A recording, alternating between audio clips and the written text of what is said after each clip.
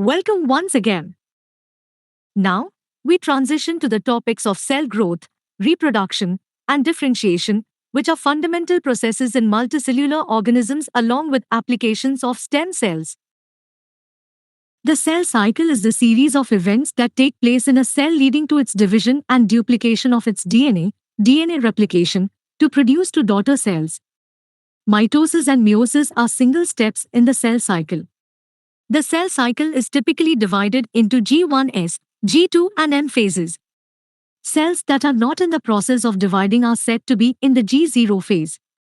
Importantly, chromosomes are duplicated in preparation for the next round of division during interphase, which includes G1S and G2 phases. The cell cycle is highly regulated to ensure proper cell division. The stimuli for entering the cell cycle often come in the form of growth factors and cytokines that are capable of inducing mitotic divisions.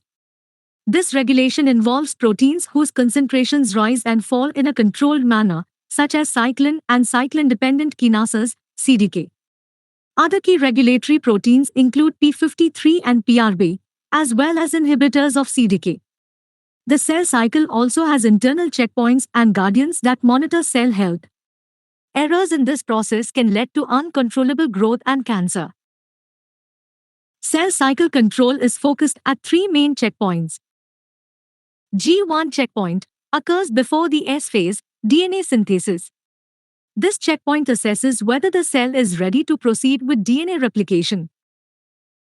G2 checkpoint occurs at the transition between G2 and M phase. This checkpoint ensures that DNA replication has been completed correctly and that the cell is ready for mitosis.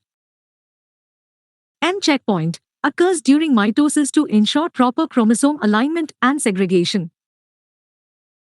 In prokaryotes, which lack a nucleus and undergo asexual reproduction, DNA replication is followed by binary fission.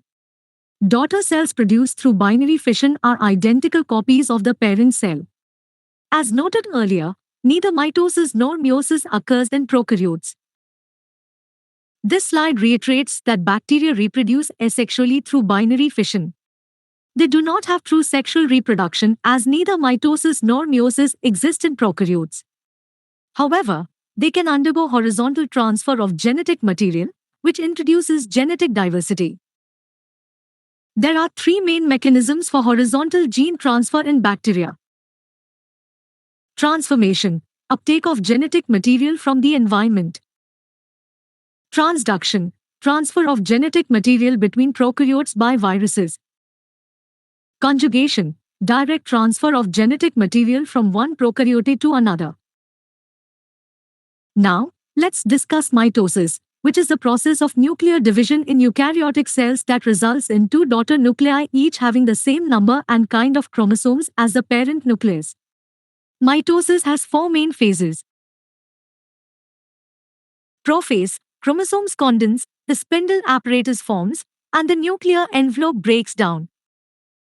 Metaphase, chromosomes line up at the equator of the cell.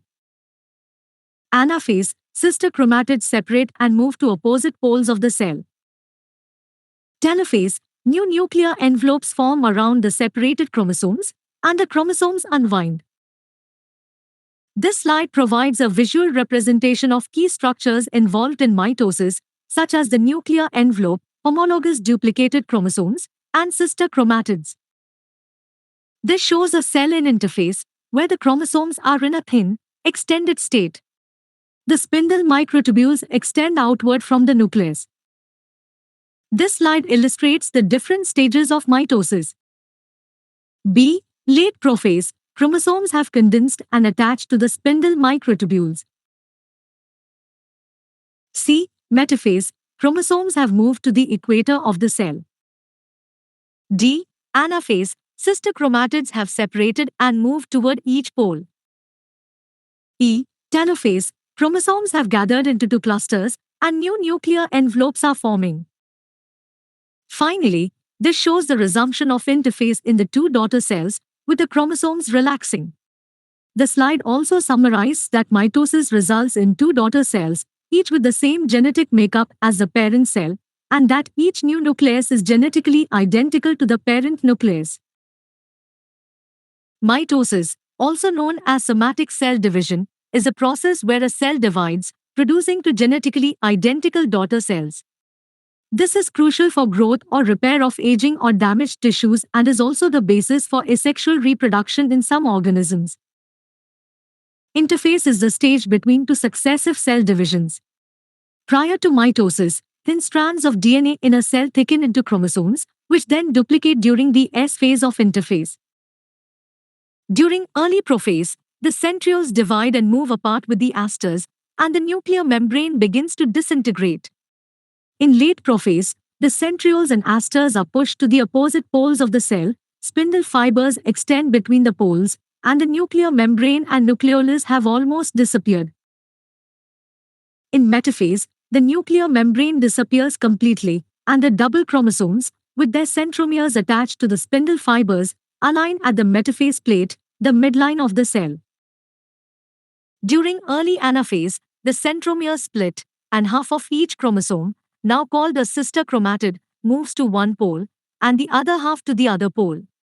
In late anaphase, the chromosomes have almost reached their respective poles, and the cell membrane begins to contract at the midline. During telophase, the cell membrane completes contraction, closing over to split the cell in two, cytokinesis.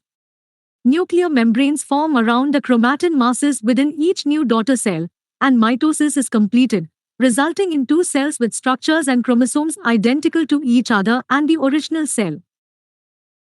Now, let's contrast mitosis with meiosis, another type of cell division that occurs in sex cells, germ cells, and produces gametes, sperm and egg cells. Meiosis is a reduction division, resulting in haploid cells containing half the number of chromosomes as the parent cell. It involves two sequential divisions, resulting in 4 cells.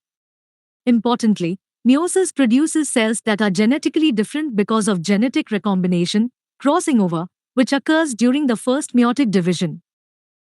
Meiosis produces gametes for sexual reproduction.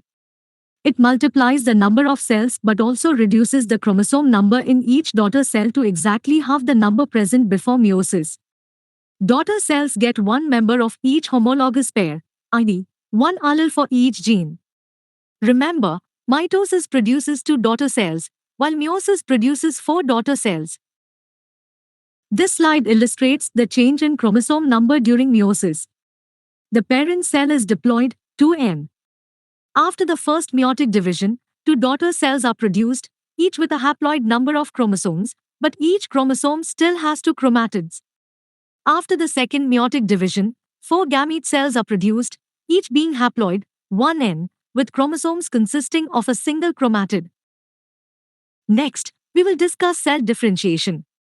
This is the process of altering the pattern of gene expression and thus becoming a cell of a particular type.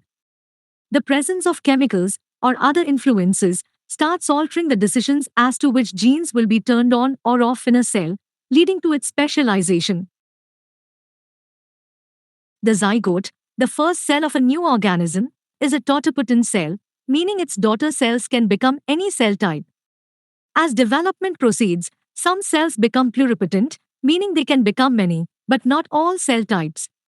Later on, the specificity narrows further, and a particular stem cell can turn into only a very limited number of cell types, for example, a few types of blood cells but not bone or brain cells.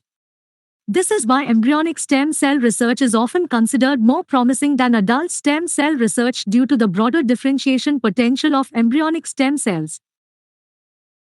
The differentiation of different tissues and organs and stem cells and their applications are illustrated.